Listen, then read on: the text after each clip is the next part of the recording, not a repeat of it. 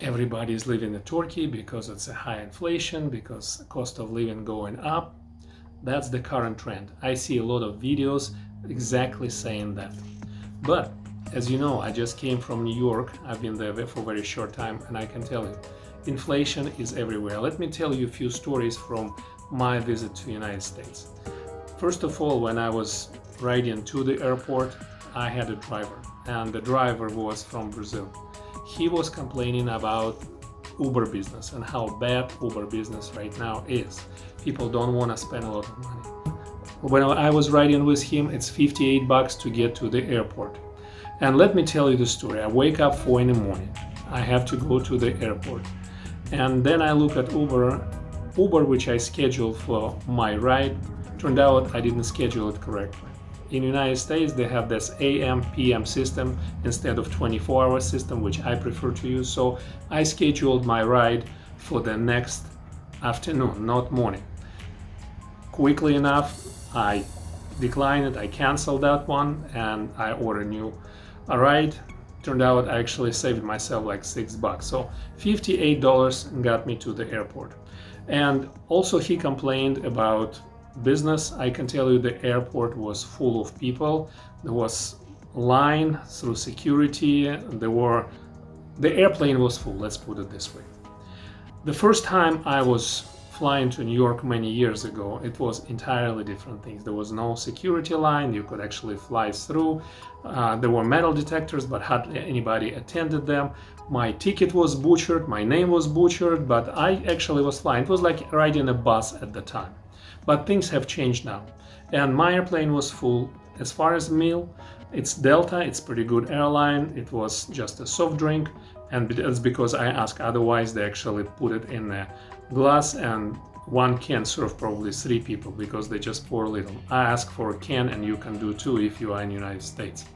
And they give you a couple of bags of nuts. That's pretty much your meal. It's 2 hours flying. When I was flying first time long ago, it was like a full meal. As far as New York goes, it's the same as always, except one thing. If you go to New York, remember to go to LaGuardia Airport, because LaGuardia Airport is much cheaper ride to get to the city. And if you go to JFK, as I did, it's a long ride, and actually you can pay as much as $98 for the ride. But there is a trick.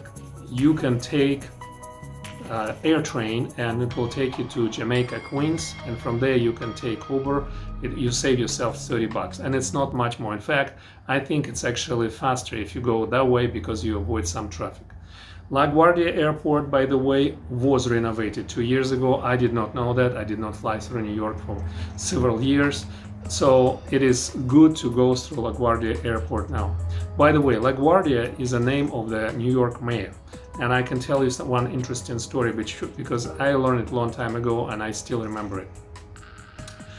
That mayor in 1950s ordered a study on cannabis, marijuana. And it came conclusively that marijuana is less addictive than alcohol. But at the time, it was not really fitting the political agenda of the United States, so this particular study was swept under the rug, and nobody was talking about it. You can find it if you want, and I know it's a fact. I don't smoke, I don't drink much, but that's a fact of life.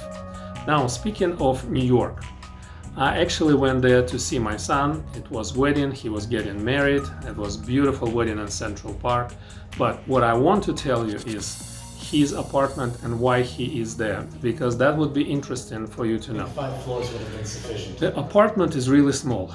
The apartment is located in East Village of Manhattan.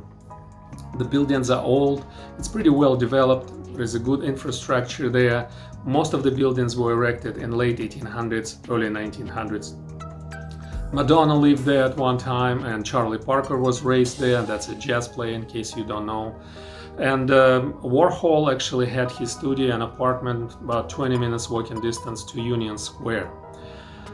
The apartment is really small. The apartment has like 2 bedrooms, but those bedrooms are symbolic. The master bedroom can fit probably a full bed, like a double bed, but not queen bed, because otherwise you will not be able to walk there. And there is another room which could be used for sleeping or studying. It's like a study room. I think apartment was a little bit renovated, but get this, it's $3,000 a month. It's tiny, honestly. The living room in apartment where I live right now is probably bigger than the apartment which they're paying $3,000 a month.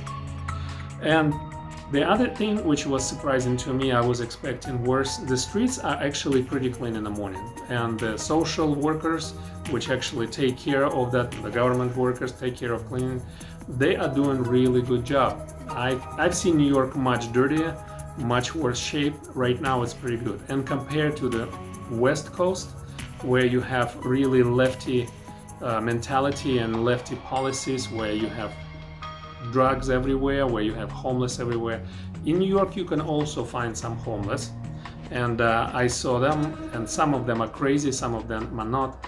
The worst part is when some of those homeless come to the metro station and you are in that car, because some of them stink like human manure, and it's horrible, honestly. I don't know how it could be dealt, I don't know what could be done, but as soon as those homeless enter the car, metro car, people are actually living, because it's impossible to even breathe in that particular car. Apartment, $3,000 a month. You don't have dishwasher, you don't have a washer, and any laundry which you have to do, you have to go to laundromat. It's on every corner, you can find one. The cost of laundromat in New York is between $4.50 to $8 for one load, depending on the size of the load. And then you still have to dry things, and that will be another probably $2 to $4.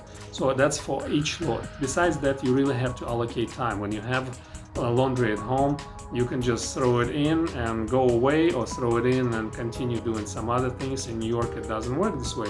You can probably go quickly for a walk, or maybe you can run home, but you will have to come to the end of that laundry. And that's how it goes. My son is actually working right now remotely, which is great, and he chose to live in New York because he wants to have it as an experience. New York is full of creative people, so he is also. And for me, it was really interesting to see how United States changed after the COVID, and compare to Antalya, compare Atlanta to Antalya, compare New York to Antalya.